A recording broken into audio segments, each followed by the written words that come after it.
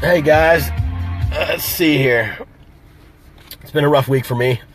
Came down with what I thought was just allergies, and it settled in my chest, and I had to get on an antibiotic. Luckily, my wife's family has a lot of doctors, and they called that in. But man, then I came down with pink eye. I went to the chiropractor yesterday, and actually was just for trigger point, no chiro adjusting. And I don't know if I touched something there or whatnot, but then I ended up with pink eye. So I feel all right, but definitely a rough week. Okay, so I have a few questions already lined up, so let me get those taken care of before you guys start hitting me up with questions, all right? So Tyler Woosley asked, how do I know when to either start carb cycling someone right off the bat or bring them down slowly? So that's a good question. So if someone had been working with me in the off season, 9 times out of 10, they're going to be where they need to be. And if I say you're 16 weeks out, I'll have them ready in 16. And therefore, the diet should be set up. They should be healthy. I got them insulin sensitive. Blood pressure's good. Digestion's good.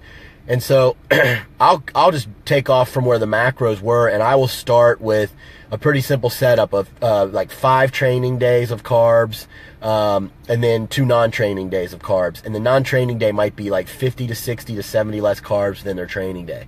So that's a pretty simple setup, and I'm not cycling them yet, right? It's just a pretty simple setup, and then I'll start just pulling 40 to 50, pulling 40 to 50. And then, I'll get to a point where, they're below 1 gram per carb of body weight. And that's usually when I kick off to like 3 mediums, 3 lows, and then 2 highs. And the 2 mediums will go medium, low, medium, low, medium, low, high, high, something like that. I definitely do the high, high on women. They do better with 2 refeeds, I'm finding. They just need more of a jolt to keep their metabolism going.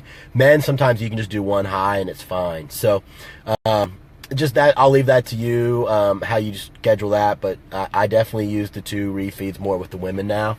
Now, if someone comes to me and they're like 9 weeks out and they're a little behind, but I want to go ahead and try it and take them, I'll go right into the medium, low, and highs and carb cycling right away.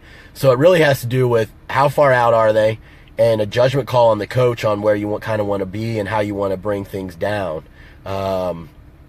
My brain starts working right away when someone contacts me. I'm thinking, well, how many pounds of fat do they have to lose, and how many weeks are they giving me? And I might just say I don't want to do this. I'll do 16 weeks.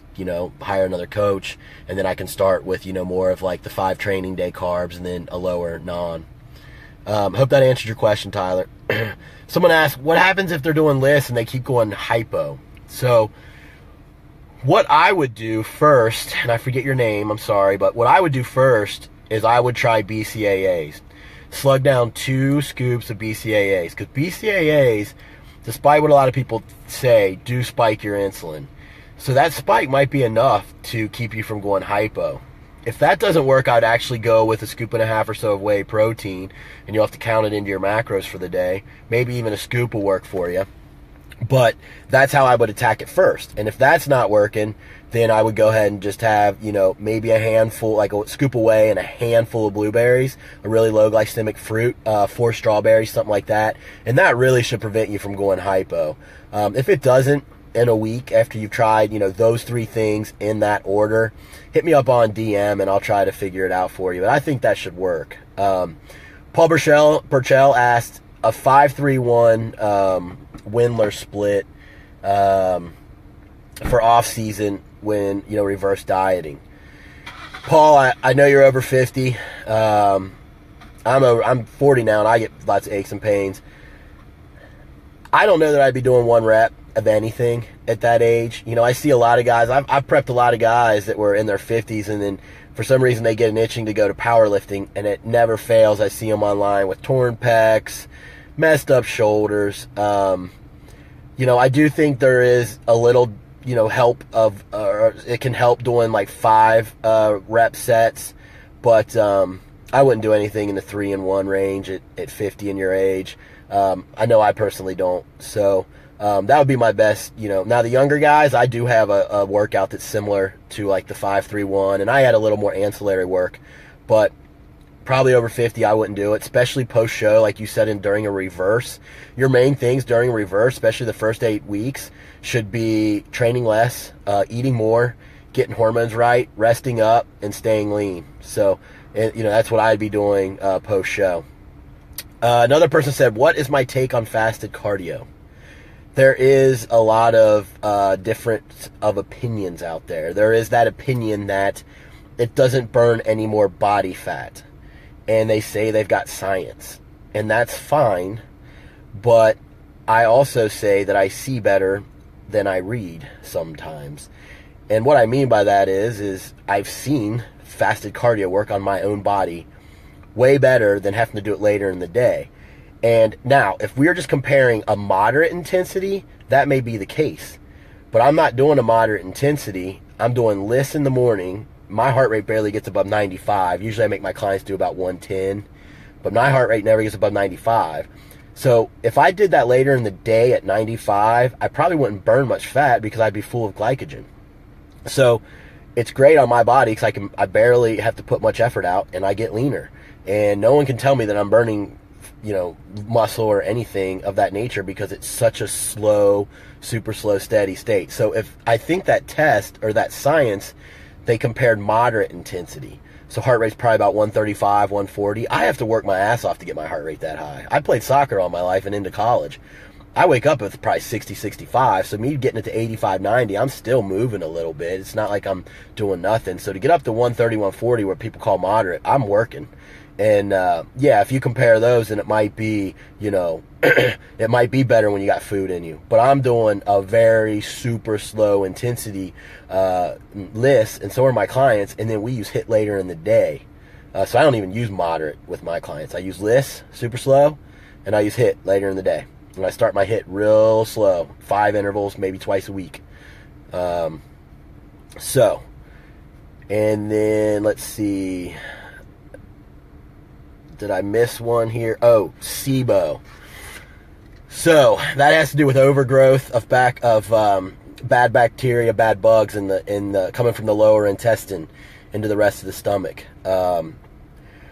Amy, I would try to heal that first. Your question was, how do you grow in the off season when you have to keep carbs low because of SIBO? I'd heal the SIBO.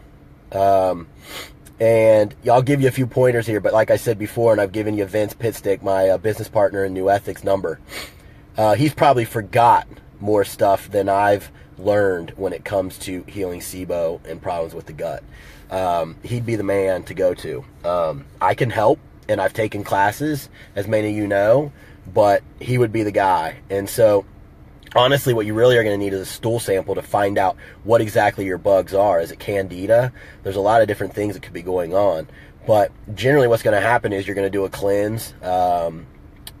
Metagenics makes one called Clear Change. And I would do that first for 10 days. And, a lot of people are like, oh, you don't need to cleanse. But this is a metabolic cleanse. And this is going to be something where you're basically cleaning out all your organs and just coming with a clean slate so that then you can start to repair the body. And that just takes 10 days. And it gives you the diet. It gives you the powders that they want you to take to help clean out the body. So in any event, you're going to start there. And there's some supplements you're going to probably need. Aloe vera to coat the belly. Zinc carnosine helps a lot when you're dealing with SIBO. And you're going to need to remove the toxins. So if it's candida, there's a great supplement by Metagenics called Candida AR and Candida BR, and I use those both if it's candida. Also, you can use, I'm blanking on it now, colloidal silver. Sorry about that. That's a nice antibacterial if it's bacterial in nature, and that'll kill it out pretty well, nicely as well. That sounded stupid. That will take care of it nicely as well. And then you got to re-inoculate. So then you got to add back the bacteria as well once you've done that. And, I use Ultraflora from Metagenics to do that as you're re-inoculating. And then you got to also feed it. So, you want prebiotics. And green tea actually is really nice at feeding the probiotics that you're kicking in. Indofin is another one by Metagenics that will help feed it. So it's a 5-step process in getting the gut healthy, and it takes time. And you won't be eating high carb. It won't be super high, but we won't even be really worrying about building muscle at first. We'll be worrying about getting the gut healthy and then slowly working the carbs up. So yeah, while you're trying to heal it, you won't be eating a ton of carbohydrates. The ones you get will be very low glycemic, and then mostly it'll be a lot of veggies, a lot of beans, just a lot of healthy foods, a lot of kale and different things that are really healthy superfoods. But like I said, Amy, I would really get in touch with Vince on that one. So that covers the ones that were given to me. So there's something coming across. How long do you normally have your clients do lists? Clarence, I start with just 20 minutes 2 times a week and just see what their body's doing. And sometimes if it's someone who comes to me lean and they're in shape, I won't do any. I'll just start with nutrition. But if we have to get a jump on things, I will start with just 20 minutes a week, 20 minutes 2 times a week. That's it. So now, guys, I've covered the ones that everyone had kind of asked me about, so that I could kind of answer some questions while everyone came on. So you guys can start asking anything you want at this point. I'll scroll back and see if I missed anything else. Okay. Someone asked, does it have to be low intense cardio? I'm not exactly sure what you were getting at, Clarence. I mean, there's times with stubborn clients, I definitely have them do HIIT in the morning, but I generally try not to. I know I have a few females right now with really slow metabolisms, and I have them doing HIIT in the morning, and they will hit BCAAs no matter what. I have them chug those down and then do their HIIT. But I try not to do that unless one just has a very slow metabolism. If I personally did that for my prep, I would probably wilt away. But these are more endomorphic women, or women who just have a really slow endomorphic type metabolism, and so I've been doing that. So I don't know if that answered that, but hopefully it did. Okay. So does anyone have any questions out there, go ahead and ask them while I'm here. Or this will be a short one tonight, because I've already covered the questions that were asked earlier.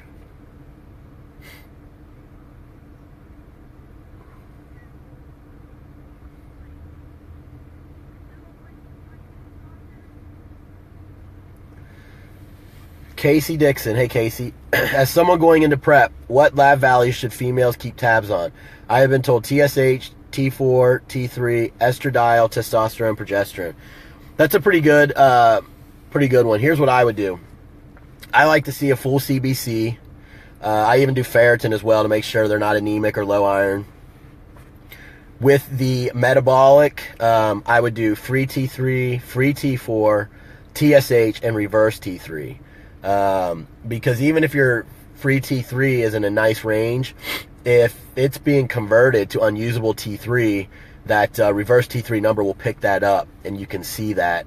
And it happens sometimes. So, if that's the case, you might then need to provide the thyroid with more of the micronutrients it needs to convert, or you might actually be a candidate for Synthroid or something along those lines. So I would just watch that. I don't see it often, but I like to get the number. And then as far as hormones, you're going to want to do progesterone, cortisol, estrogen, testosterone free and total.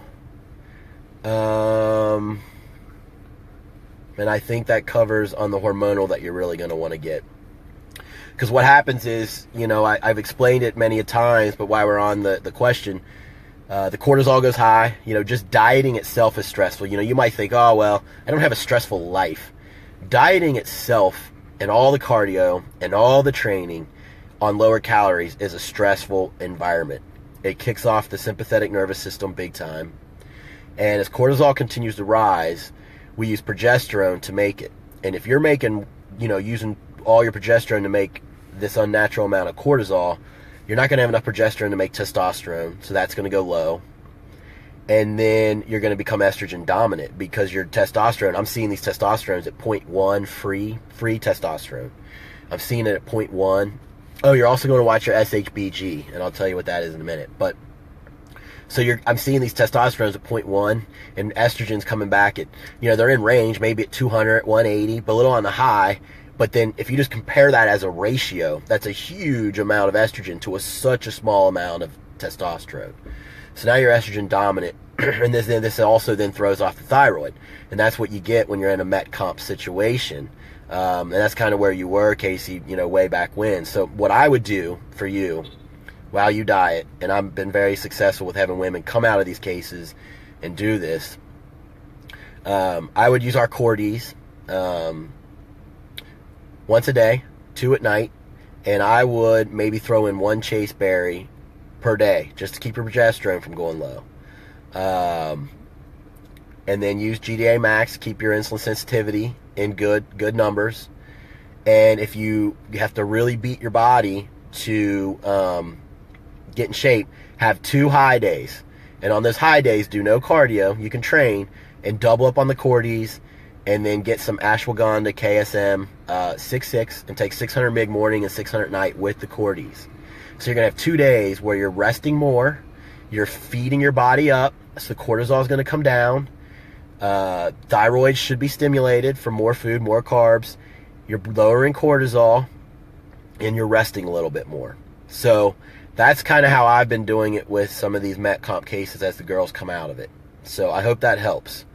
Alan Atchison, is there such a thing as too low of cortisol? I'm sure there is, because, cortisol,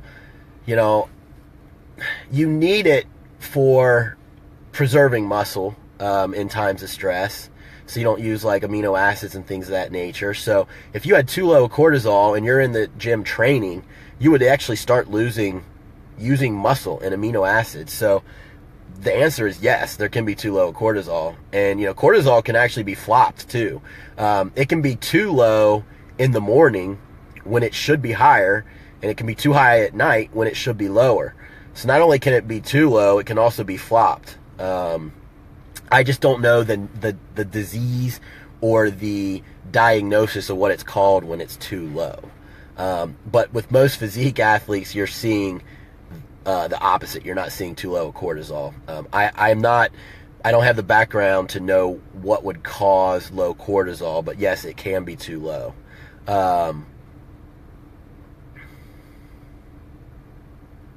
And then Amber Nicole, you're very welcome. If you have any questions, let me know. But I think that one of those was yours, but I'm glad you're getting something out of it. I see Stephanie Briggs. I see Zeb, Emmett. Hi, Shiloh. Anyone have any questions, just let me know. I'll field them. It's 7:20-ish.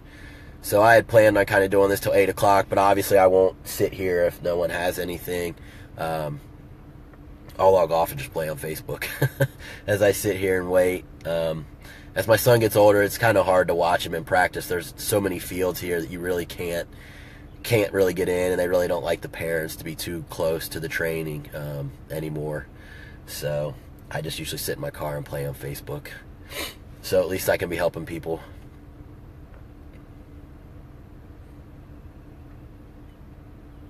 Any other questions out there, guys?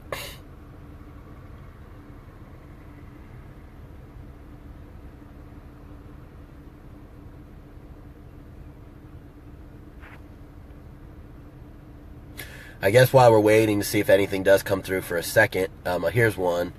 I've heard of people taking injectable B12. Doe Energy. What's your take on that? Yeah, it definitely, it definitely will give you more energy on injectable B12. I personally don't do it. I generally just take a nice multi, and I think it covers it, and, my energy's great. But, I know a lot of the HRT clinics. Sorry, excuse me, guys. I'm between allergies and everything else. Sorry about my voice here. But, yeah, I know a lot of HRT clinics are getting into it and putting, the older population on it. I'm not sure, Rachel, if you would need it. But, it's definitely something that's more prevalent now, and it does work. I hope that answers your question.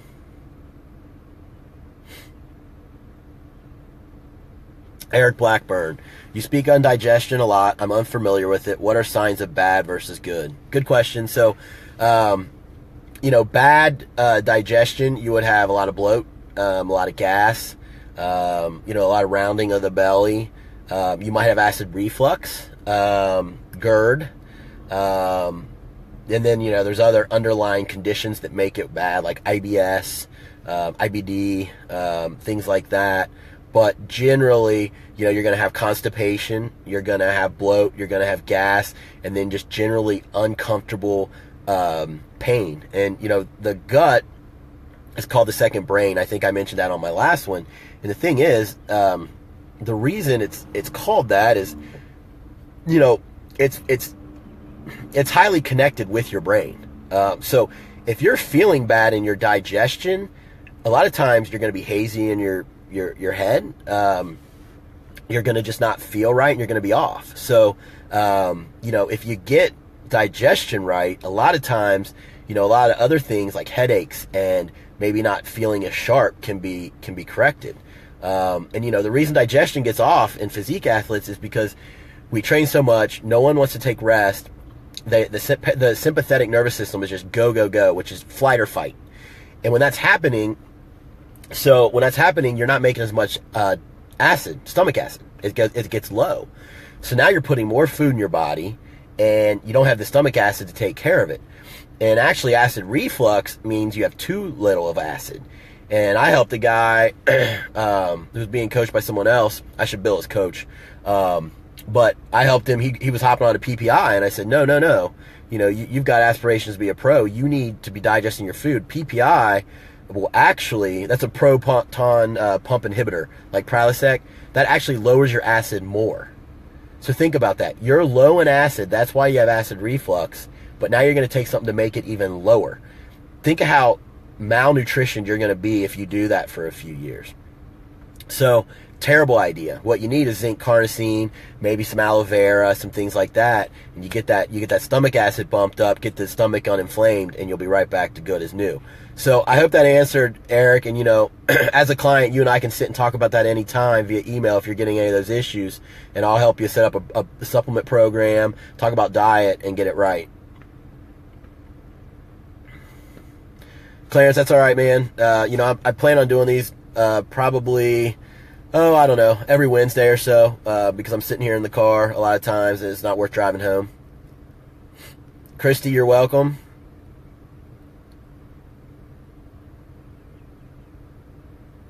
Yeah, Alan, it was a good question. The cortisol lowering products out there, they'll never take it to a dangerous level. They're more of adaptogens, which is going to help your body deal with stress and deal with the things that are going to jack cortisol up. But they're not pharmaceuticals where they could lower cortisol to a dangerous level.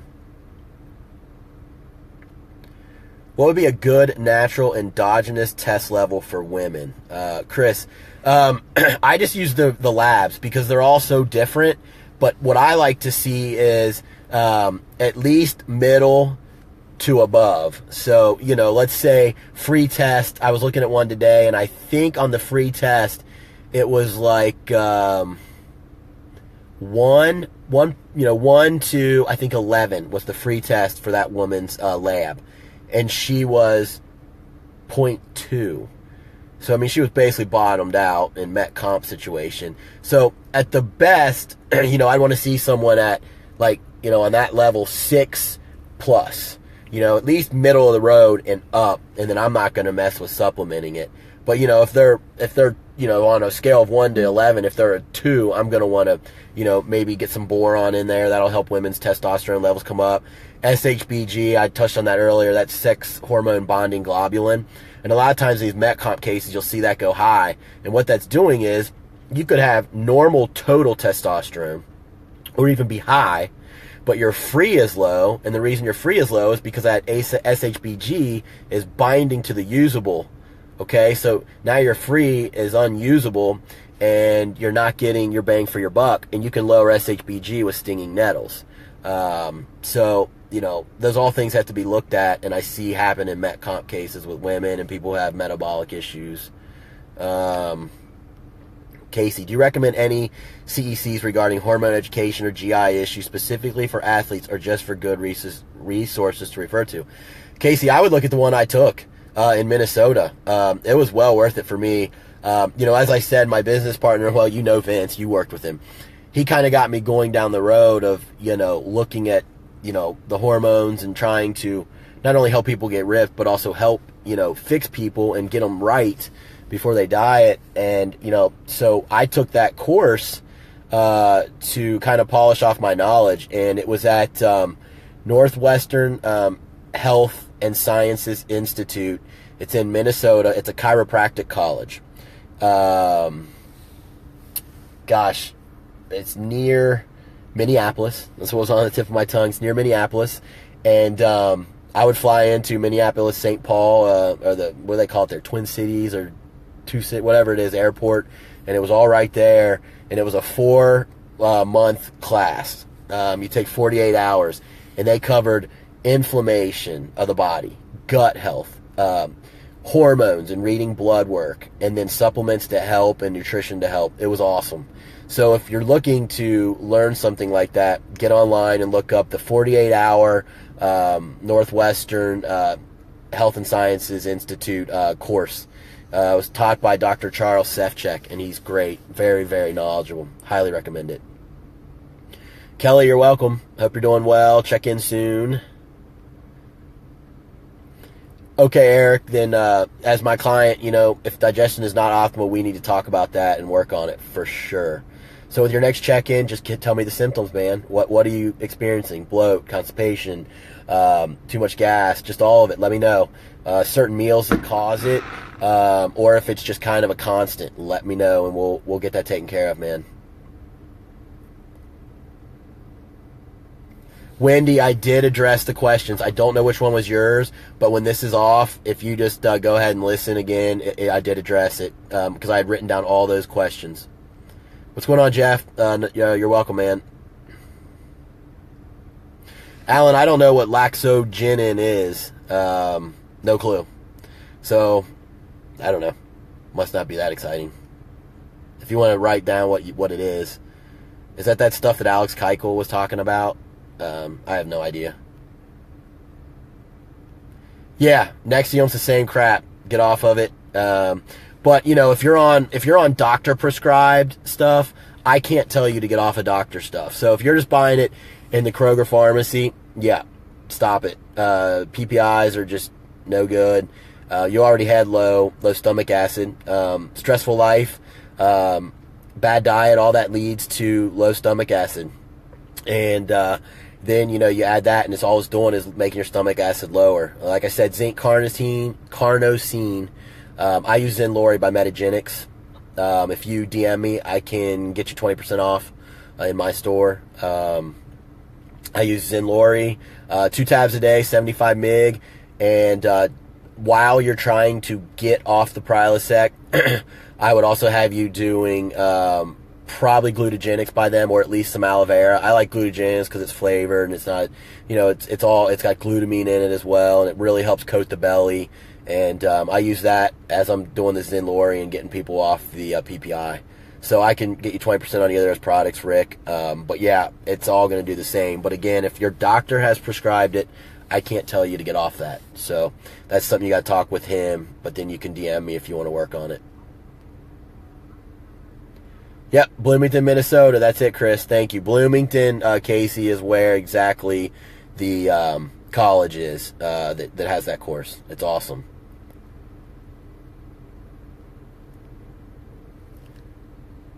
Yeah, Lauren, hey, what's going on? It's no problem you're late. You can rewatch it. And then, like I've told people, Chad Rankin was cool enough to look up instructions for me on how to load these onto my YouTube page, and so these won't disappear. So afterwards I go back and I load them up into YouTube, so they'll be stored forever. So like if you miss and then you forget and you don't get back to it, you can always go onto my YouTube page, Scooby Prep.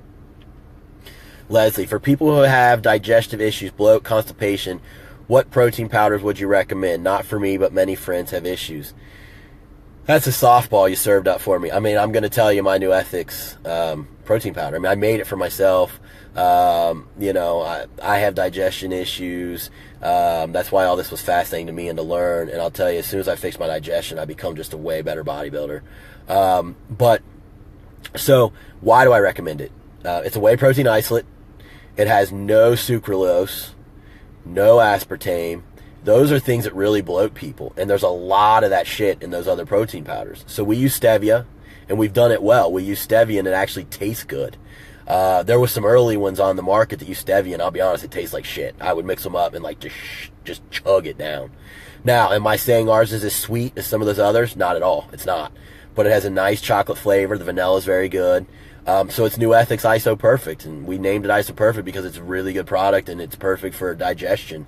It's literally have 5 ingredients. It's like whey iso protein, sucralose, and then some cocoa, and I'm blanking on the 2 other things, but there's no high fructose corn syrup, there's no maltodextrin like the one I was reviewing, there's no dextrose, there's no, like I said, aspartame or sucralose. So New Ethics, Iso Perfect, you get what you pay for. Natty Nutrition has it, I think, for $45 for 2 pounds. I use 2 scoops a day post-workout. No bloat, no issues. And that's the one I'd recommend. I made it for people with those issues.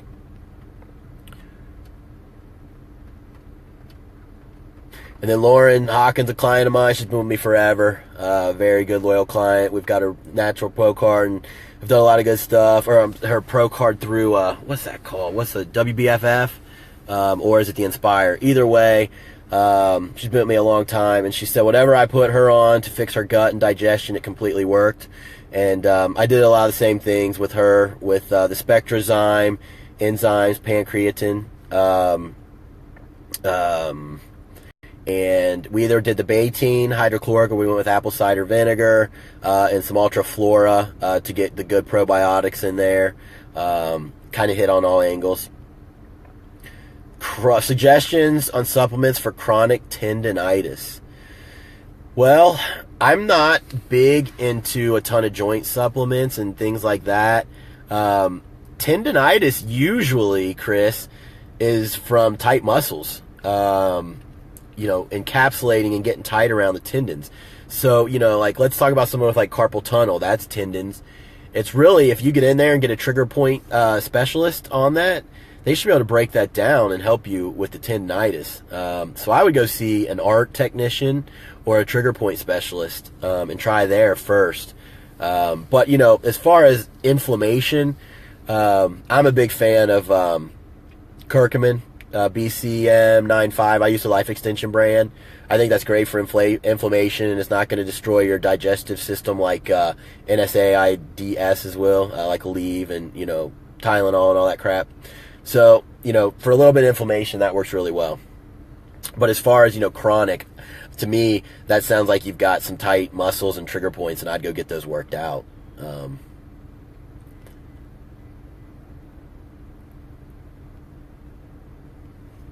Sounds good, Leslie. Yep, Lauren, NSL, Inspire. I knew I had that wrong.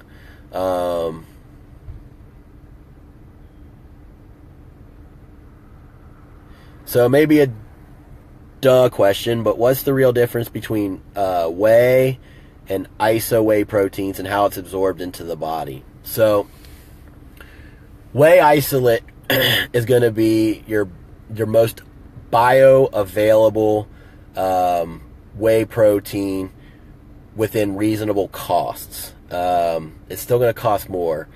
Concentrate is your cheapest, and some people are going to tell you there's no reason to split hairs, that it just doesn't matter. But for digestion reasons, isolate's going to digest much faster, much smoother, so I like it for that reason. But you're going to pay a little more. Now, there are even higher types of whey protein, and I'll be honest with you, I'm not the whey protein knowledgeable king. So I can look that up, but there's other fractions of whey protein that are even potentially more bioavailable, but I don't know all their names and couldn't give you the science behind it. So I'm sorry, but I do know the difference between the whey isolate and the concentrates. And usually the whey isolates, they are going to digest faster, but they're usually going to be better on most people's digestion. some people who have a rock gut and they just don't have digestion issues, they might as well go with concentrate, to be quite honest with you. Yeah, thoughts on lemon and ginger in your water when working on gut health? Yeah, it's a good question, Andy. I'm a big fan. Ginger's awesome. Like, ginger is great for people who are just gassy, like natural gassy people. Like, you know, you talk to them and they have no bloat. They go to the bathroom regularly. I gotta plug my phone in here, people. So if the view here gets really weird, I'm losing. I'm about to die. But so like, yeah. Ginger is awesome. Like 500 milligrams of Now Brands ginger.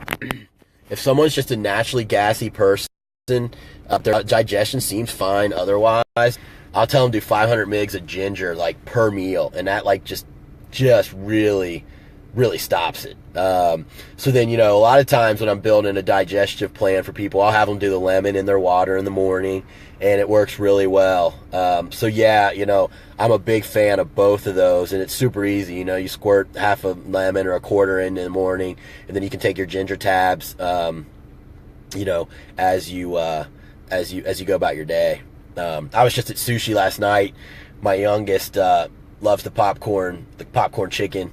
So that's always nice. And after I trained, I didn't get to see him much. I've been busy yesterday, and so I took him out to dinner. And you know, I always start off my dinner with a ginger salad. It always helps, you know, with the digestion. And they pour that ginger dressing on there. It's so delicious. So big fan of both. So it's a good question, and that might help some people out there who are like, well, my digestion's fine. I'm just gassy.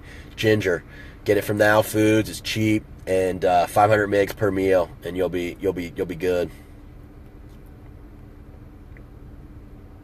Yeah, the hydrolyzed peptide protein.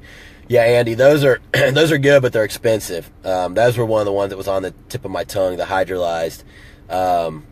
You know, there's people out there who will get them and, you know, put them in their intra workout while they're training, because they're already pre-digested.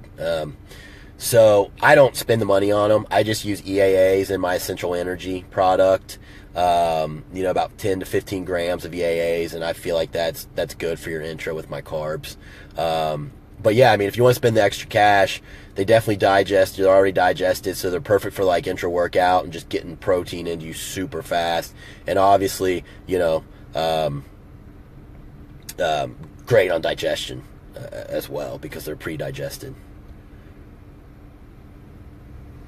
Yep, correct. John Meadows was big on them, and they are extremely pricey. So, you know, I think you can get away with just doing EAAs, intra-workout, you know, 10 to 20 grams. I use my Essential Energy work product every day. And, you know, hey, some of these I'm plugging, but, you know, I use them. So, you know, when the questions come up, that's what I do. I don't use the hydrolyzed proteins. They're just really expensive. You know, I use my multifaceted supplement and go from there. So I get the keto salts in, the BCAAs, EAAs, and a little bit of citrulline for a pump. Those are some pretty good questions that were coming here.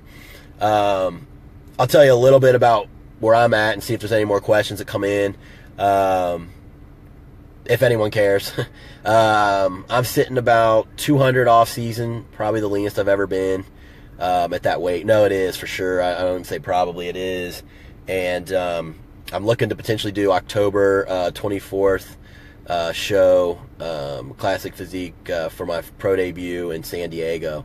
Take the whole family and kind of stay a little bit after, make a trip out of it.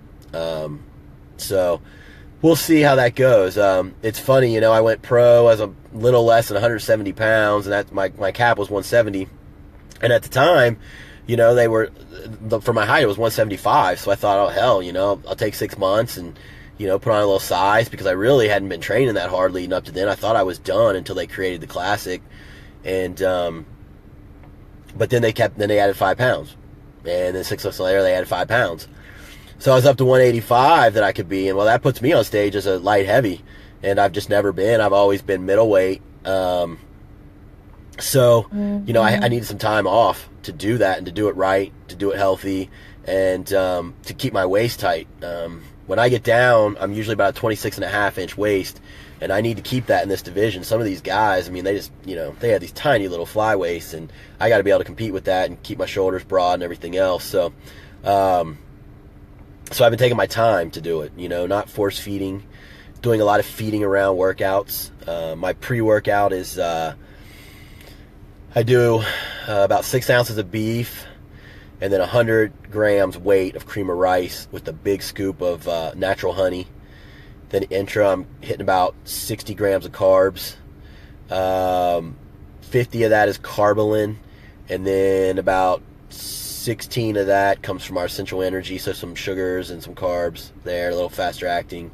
And then post-workout, I do 2 scoops of the New Ethics Iso Perfect and another 100 grams of cream of rice. And then beyond my carbs in the morning, I'm doing a lot of high-fat and protein meals with veggies, up to 20 to 25 grams of fat. So I'm really just kind of trying to time my nutrients. But anyways, yeah, so it's looking like October 24th for my pro debut. So a few more questions came in. Let's see, I just turned in my stretching. And her was people who are yearly gassy. Yeah, Catherine, we were talking about digestion and how to use ginger root to help that. What are your thoughts on going pro in the NPC by being all natural? Chances in your opinion? Oh, it's happened for sure. I've coached people. It depends what division. Bikini, yep. Figure, yep. Women's physique, I bet it's happened, but it's going to be far and few in between.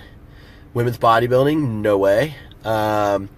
Let's see, in 2010, maybe it was, Sue Knott was a client of mine, and she won the overall North Americans. And 100% natural gal. Now, she's gifted, this is going to come down to how good are your genetics. And if you have good genetics, you were naturally broad-shouldered, tiny waist, round quads before you ever had to touch a weight. And if you weren't really like that and you're a little wider waisted or narrow shouldered, things like that, probably not going to happen. Just being honest with you. So, that's my take. If you ever want to send me pics and you get my honest opinion on it, Lindy, you can certainly send them to my DM on Facebook, and I'll certainly give you my honest opinion. Anyone who's worked with me knows that I'm brutally honest. So that's just my take on it. Chris, I've been trying to pinpoint my digestion problems for a long time now. I've done numerous tests of taking out certain foods and having about the same foods throughout the day. Some days to... Sorry, this was long. I had to hit the... Certain foods having the same foods throughout the day. Some days to keep the consistency, and it seems no matter what I eat, it comes out the back end right when I'm done eating. Not really gassy, just got to hit the bathroom a lot. Any quick solutions? Chris, do you have IBD or IBS? That's what that kind of sounds like. If you ever been diagnosed with that, that's kind of, textbook of what it is. You can't have normal stools, and you always got to be near a bathroom, and anytime you eat, it just flushes out of you. So that's what it kind of sounds like to me. So you've got to get the inflammation down immediately. Your stomach's aggravated and inflamed. So, my first thing I would do is go on a FODMAP diet. Look it up for IBS, and only eat the approved FODMAP foods. That's my first step with IBS. Then I've got to get the inflammation down. So I use Ultra Inflamex 360 for Metagenics. It's expensive, but it does a damn good job of getting your digestion down quick. So not only are we pulling out foods that are known to cause IBS, and well, not cause it, it's more of something that's kind of genetic and brought out by environment, but to aggravate, let's call it aggravate. So we pull those out, and then we start hitting the body with, natural supplements, Ultra Inflamex 360. If you DM me, I can give you a link to it for 20% off. But I use that with IBS. And, you start there. Then you're going to coat the belly. Aloe vera works really well. And so what we got to do is get the inflammation down. I'll usually use some fish oils. I use Omegagenics. I think they're great. But we got to get the whole body inflammation down. But we start with that FODMAP, and then we put in some ultra-inflammics, maybe some glutagenics, which is aloe vera with glutamine, and we'd go from there. But yeah, that sounds like IBS to me, man. That, I don't know if you've been diagnosed, but that's what it sounds like. Kate Lane is just saying what's up. And then Andy is heading to an ICO crypto meeting. Have a good night, Andy. We'll chat soon. 6:45 here. I'm sorry, my clocks have not been reset. It's 7:45. So I got another 15 minutes.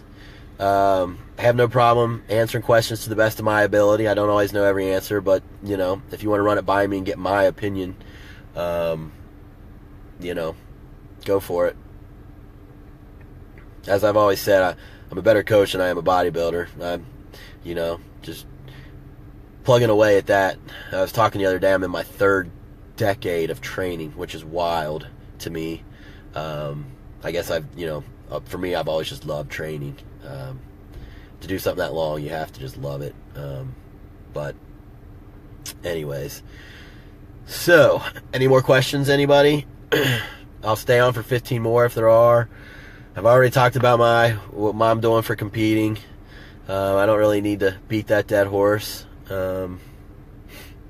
CBD oil seems to be getting great popularity. What is your opinion? Love it, Michael. I love it. So let's go into it a little bit. It's amazing for digestion, and you know why? Because it's helping basically make someone, you know, more sympathetic dominant. So again, like I've said, when you're highly stressed and you're, you know, parasympathetic dominant, you're taking you out of the sympathetic state that a lot of people are in. So when you do that, digestion is highly parasympathetic. That's why, you know, I said when you're stuck in the sympathetic drive, your digestive enzymes are low. Well, what's that going to do? It's going to make your digestion bad. So CBD kicks in that parasympathetic. So it's great for inflammation, calming the body. It's great for digestion. So, you know, actually, I'll just let the cat out of the bag. I'm actually trying to work on a sublingual CBD for new ethics. That'd be badass. You can just pop it in your mouth and anywhere you're at and take your CBD. Not only that, it's great for sleep. Awesome for sleep. And I right now use Kush Nutra, Lamar Bird's company. And the reason is, for one, Lamar's just a good dude. He's a passionate guy about marijuana, and you know, he's good at what he does, and he's got Kush Nutra. You can go to his website, Michael. I think it's like $50 for a vial, and there might be a discount code on Geared Up, but that's the one I use, and it's full spectrum. So it's coming out of Colorado, and that's what you want. You want it to be full spectrum, or you're not getting the most. I use 50 milligrams at night to just chill out. You know, there's no THC in it. You know, you can do anything on it. You just feel really mellow, and it's great for after training, for aches, pains, getting rid of inflammation, and improving digestion. I just don't see any drawbacks from it, and I really think that we're only scratching the surface on what this can do for you. You know, I read an article where marijuana itself is a glucose disposal agent. I haven't delved into if the CBD is actually what's driving that, but you might want to Google that and see. But yeah. And then, you know, you will also notice you're more veiny and vascular after CBD. I think it helps open up, you know, it's a vasodilator. So that's kind of cool, too. And that could have some benefits pre-stage. You know, people get really bad nerves. Not only that, you know, if you're vasodilating, you're going to pump up better. That's pretty cool. And it's legal. You don't have to be hiding in the bathroom token. So, yeah, I'm a big CBD fan. Good question, man. Love it. How do you determine carb cycling with clients? It seems like you utilize it more often than not. How do I determine it? Well, we kind of talked about that before, Nate. Like, I don't go into it always right away. You know, if I've had my hands on someone, generally I'm going to start with just some training days and non-training. And then as carbs get lower, and I know that they need some high days, but I also got to get more fat off of them, and, you know, I'm pulling, you know, that's when I usually go into it. So generally, right off the bat, I don't always start with it unless I get someone late in prep, or someone comes to me and they're just too fat for the amount of time they want to diet and they're not willing to change, and I want a challenge. Sometimes I just say no. They can go find another coach, to be honest with you, at this point in my career. But most people agree with me, and they're like, okay, I'll do 16, I'll pick another show. Very rarely does someone say no, you know. But, so, you know, carb cycling is going to be, you know, more aggressive than just having your training and non-training, but I basically determine it by, as I've pulled so much, generally once I get down below 1 gram per pound of carbs, I'm going to start doing some sort of carb cycling with medium, low, and high days. And I want to get those high days in there to keep the metabolism healthy. So I don't know if that answered it. If it didn't, maybe ask it another way, but hopefully it did. Chris, thanks, appreciate it. Yeah, I'm pretty sure it's IBS, just haven't been to the doctor. Yeah, so I've helped a lot of people, Chris, with IBS. And I gave you some of the roadmaps for it. Start with FODMAP, man. But, like, there's some supplements that you're definitely going to want because, honestly, if it is IBS, there's really no cure. You just want to live an uninflamed lifestyle and make it dormant, if that makes sense. So the more you learn and the more you learn how to supplement and keep yourself uninflamed and, you know, eat right for it, you'll keep it dormant. And that's what you want. During prep, do you keep training to failure to a minimum? Good question. That's going to depend, Chris, on if someone is enhanced or natural. So if someone's enhanced and they're beginning a prep, I will probably let them take failure, training to failure on most of their sets because they're just going to recover and food's high. There's been times where, you know, towards the end I've had to talk about maybe only doing it 1 set per exercise. Now, if we're talking about a natural, a lot of times on my training I'll say, you know, let's strive for a PR or trying to keep weight up on 1 exercise per body part, you know, so that they're not losing strength. But it's really going to determine based on are they enhanced or are they natural for how you kind of set up your training there. So the main point that you really want to do, Chris, is, you know, let's say you can bench press 325 for 12 reps in the off season. You really want to try your best to keep at least getting under that bar and hitting 325, even if you get down to just 4 or 5 reps. Now, you know, within reason, you don't want to tear a pec. So, you know, maybe bench press wasn't the best, you know, but I think you understand what I'm getting at there. You want to still try to move the same amount of weight, even if reps are coming down. But, you know, your recovery, your supplement plan is all going to come into how often you should be going to failure. And then, you know, failure is one thing, and it's another to go beyond failure where you're doing, you know, rest pauses. That's what really beats you up. And so, you know, if you're talking like a rest pause set, then I would say, you know, maybe only do that 1 exercise per body part, especially if you're natty. So I hope that helps some. Wendy, you're welcome. Rachel, we can always delve into it more if you need to. She's talking about her digestion and things. She just made a statement, but she's a client of mine, so I'm addressing it. We can always talk more about it, Rachel. No problem. Mike, you're welcome, buddy. Get some CBD, dude.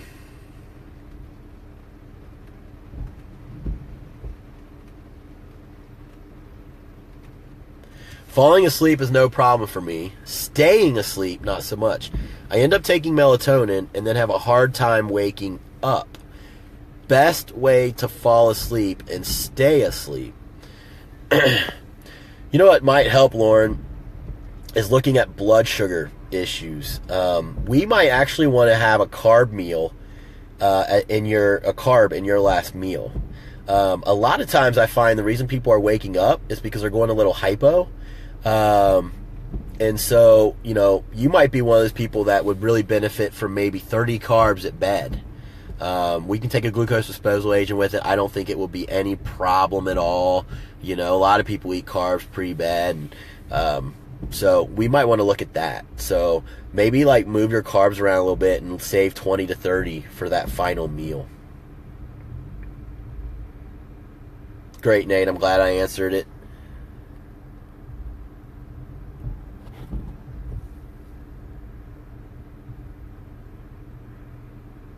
Okay, Chris, sounds good. DM me anytime, man.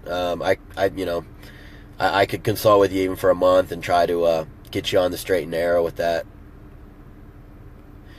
And it looks like no more questions. I have about 6 minutes, and then I'm going to log off only because I'm parked pretty far out and I need to get closer to the field so my son can see me.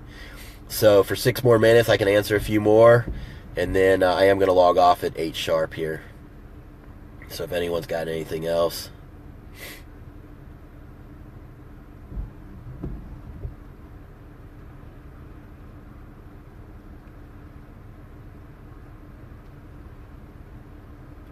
Well, I don't see any more questions. So I think I'll go ahead and wrap it up. I will get this on YouTube, but you should be able to watch it for at least a few more days on Facebook, but I'll get it on YouTube as well. And thanks for the questions, everyone. Hope you learned something. I'll talk to you soon. No problem, Joey. All right, see you guys. Bye.